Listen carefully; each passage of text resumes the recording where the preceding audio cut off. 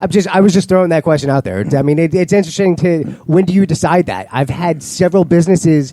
You could say, I sometimes I think of them as failures, and successful people say that's not the best way to look at it, because I have taken something from those businesses that never took off, things that I wanted to do at times I felt passionate about, and I had to make a decision. I'm not going to be able to do this for a living. I had to let it go and move on to the next venture. And how much does that crush you when you have to come to that conclusion? I mean, I have hit depression like you wouldn't believe. It's amazing how that'll kill you when you put stuff into it, money, whatnot, time. So I'm going to go back to a message or a comment that Mins made earlier. Okay. Talent was my issue. No. People skills. Talent can be were learned. your fucking issue. Yes. Talent can be learned. You can learn to be talented, I think. Right? Can you learn to be talented? Can you find someone to teach you? There's natural talent, and then there's learned talent. Facts. Okay. Correct. You have Michael Jordan, which had to practice and freaking work his ass off to. And he did that. But he's Michael fucking Jordan. You know what I mean? And then you had Shaq, who was big enough and coordinated enough and had the talent. And when he was going through his, and I mean, if you know anything about basketball, Shaq couldn't make free throws. That was his thing. But when it was crunch time, he got somebody that taught him how to do free throws, and his percentages went up. He was taught how to do that. Correct. Free throws are where the money's at. Right. 3-pointers and free throws. And especially when you're getting tagged, so you have to do the free throw shot and you're losing games, you got to make the adjustment. Basically, Shaq did what he had to do to be good. Is that right? So Rich goes, plus stand and finish the text. Okay, listen, dude. This isn't Dear fucking Abby. I was just trying to make the point. All right, so here's the rest of the text. Then, that specific show, although I'm going to do it now, because Rich Keene, literally when we met them, at that point in our career, they were one of the most followed bands in this area. Yes. And they were very implemental in us being able to engage Cruel Curses. Agreed. I met Cruel Curses through them. Yep. So they were a big part of our springboarding into this atmosphere. So out of respect, I'm going to read the rest of this text. I'm not happy about it because you're very unapproachable. I'm going to do it anyway. So then that specific show, although pays you well, screws your set, shorts your time, and puts you on a shitty side stage that you were promised a better one. You really think about what in life is actually more fulfilling. A little boy who just wants you around or trying to sell your art. I have a dog. Waking up and going to bed are the best times of my life because that dog is there for both of those things. And it's that undying love and that desire, that is indescribable if you have that. I don't have kids. I can kick my dog. I wish I had a kid I could beat. You can kick other people's kids. Fuck yeah. But my niece and nephew are big now. They can whoop my ass. I can't really do that. This guy learned jiu-jitsu. All right, back to work, Amberly. Yeah, she's like, since you guys suck, we're going to go ahead and make good music. All right, go kick ass. So back to what we were talking about, music you prefer. Mm-hmm. I love these, again, we have great music at our hands. Coming Home the Band, it's no fucking secret, is the closest to me. Ryan Gerson of Cruel Curses said to me, you need to see this band. They will be your favorite band. Sure. This is a guy from another band. It should be acceptable for that to be known. People's feelings shouldn't be hurt because you go, damn, that fucking band's badass. That doesn't mean you're not. You know what I mean? It just means that certain music touches you. I'm a blues guy. I'm a soul. Music is liquid emotion. It is. So is beer. Whiskey. So good. So liquid. So emotional. Fluff. That marshmallow stuff? Yeah, you melt it. Greatest milkshake ever. Whoa. It's just a peep. It's like a blob of peep. Brian Sherman goes, you have a dog and you kick your dog? Yeah, it was mandatory. They told us that you have to do that at the vet. Well, yeah, because the dog couldn't divorce me. I kicked the wife. That bitch left. So, but yes. So Brian Sherman later goes, wait, basses are goofy? Oh, yeah. They were all goofy. Hold on. Drummers. So it starts there. Drummers are the weirdest. It's true. Most inane people in a band. Generally speaking. Most of them, they don't come in. Unless you're Jake Jensen, and then you just are too floofy, fluffy. Wow. That's a great description of him. It is, right? Fluffy, You've met him. Right. I've been to his house. It's beautiful. I bet. But in general, drummers are the weirdest in the band. I get and then that. the bassists have, I don't know, it's just weird. They're goofy. Billy Pratt, as passionate as it looks, it's still fucking goofy when he's up there doing it. Brian was a little bit of an exception. I mean, Brian says dick. not that Brian. That Brian. He was. You pulled me into Cruel Curses because you're like, you gotta watch this guy. We were in Burn Brownies and he was in a corner and he was the most animated guy I've ever seen. And No, it was the Sunshine and Bullets at State Theater. It was the first time we saw Cruel Curses. Right.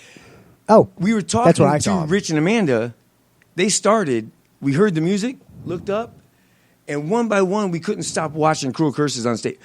Brian was the first one because, like, he's the first drummer I saw. Like, it looked like he was sitting on a springboard, and just the smile seemed fake.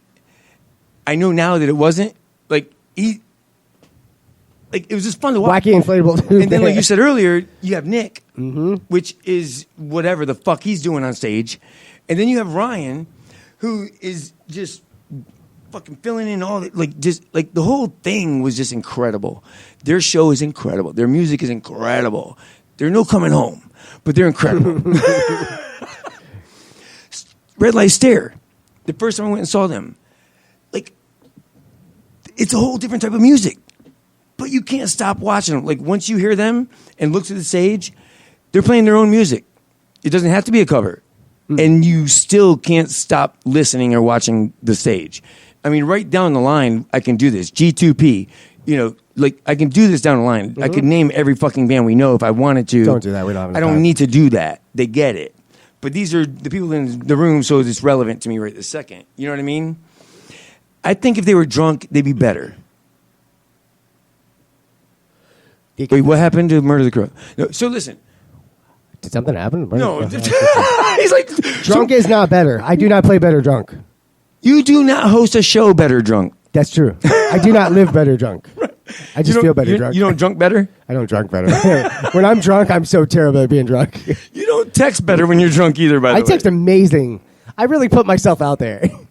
Have you ever watched Daniel Joseph Cano? Yeah, Cano? we've seen him. Yeah, Cano. He smiles the whole time. Yeah. This isn't the smile we're talking about, right? It's not Brian, no. R.I.P. R.I.P. He's not dead, but he's dead to us. Have you ever done karaoke, Mike? One time at a gay bar, me and Daniel Dippy sang Sweet Child of Mine because we were with my mom. And no, I'm sorry, Welcome to the Jungle.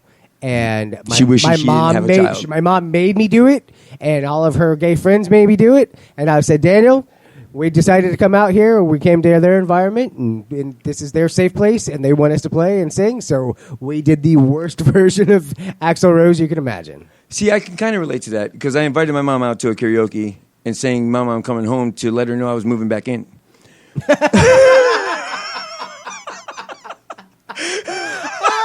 Break the ice. Brilliant. Man, you really go out for that. Holy shit, you committed. Don't get me wrong, the bags were in the car. Right. She just didn't pick up on it. I had to move them to her trunk before we left. But That's great. I don't know if you're joking. That's what's great about that. I think you're telling the truth.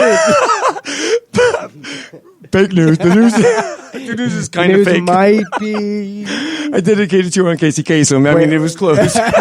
This is Casey Kasem. This one goes out I'm to moving Stan's it. mother. At least it wasn't Delilah. Hi, Delilah. My mom won't let me move back in, so I'm taking her to karaoke to warm her up.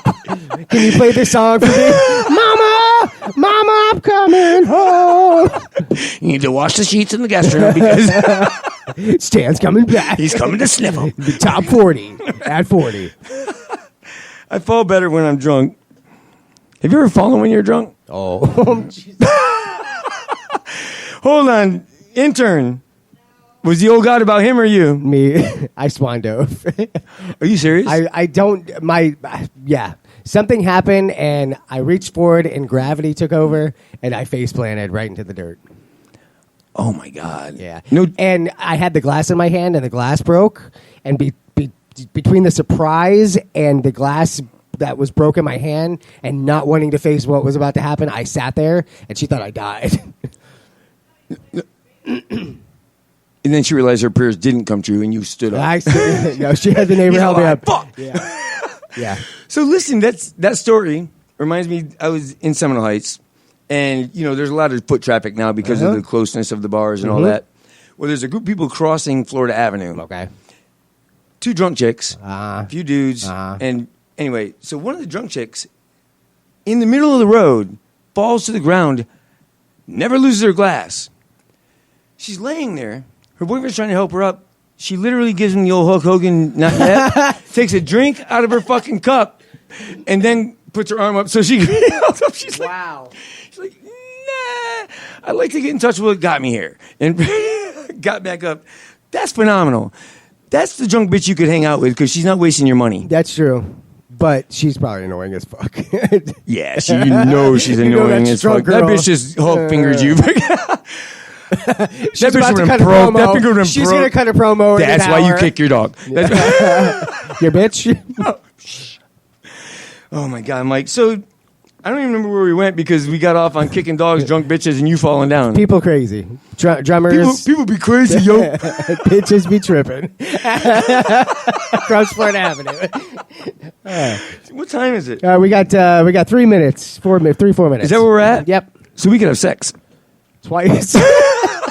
And a sandwich. But you better close on and off. Or we have 3 minutes. So I want to do this real quick. Are you okay with this? What am I doing? Can we use a minute and a half of that for you to just play a little harmonica? I mean, what do you want? I don't give a shit. I want people to hear what I want. Good. I want you to play something that you know you fucking kill it. Not When the Lion Sleeps Tonight, I'll punch you in the face. Well, all right. Do some blue shit. Yeah.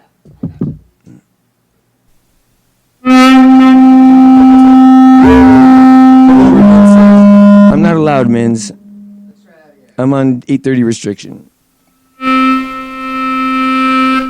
There you go. That's it. Now we're all blue. All right.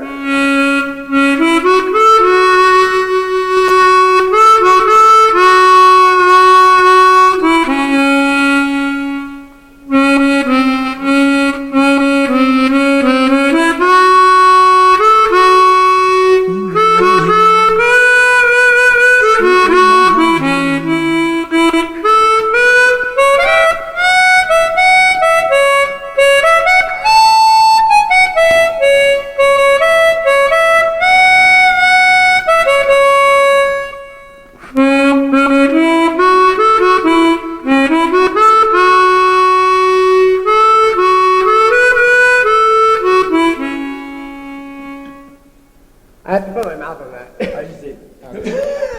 I have new teeth, though. I'm clean. Fuck yeah! Amanda, how'd you feel about that? What? Yeah, it was all right. What do you mean it's all right? It was something that I did make up. Tony and I played that at the Brass Mug a while back, October. So this drives me fucking nuts about you people that can play instruments. What? It's never good enough for you. It's not. And you know what? It's good enough for us. When it is good enough for me, then I have to stop playing music. I've succeeded. Is that the rule? I hate it. And you're not even being modest. You're over analyzing yourself. Yeah, absolutely. Fuck that. We love it. Listen to us. Listen to what we got to say, Mike. We matter. Well, I'm learning. Fans' lives matter. I'm learning. See? FLM. Wait, that's fuck my life. Yeah. So we got to go, right? We can't Yeah. run over. Nah, we're good. I know. See, Mins, I wish you were back, bro. Because if you were back, you wouldn't have let this end right now. Well, you don't have control of the board, so I mean, but you can call the cops and get him over here. open Mins live. We got- So, Mins, you're coming in soon. You need to come in. Let us know when you're available because you're welcome to join us with other guests.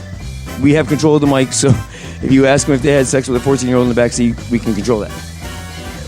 All you people, Mins, Keen, Sherman, Pena, Scott, right down the line, especially Keen. Yes. It takes a lot for that guy to approach people. He get just it. approached us. Matter of fact, he even yelled at me for not reading his entire text. So I hope we're in good graces now.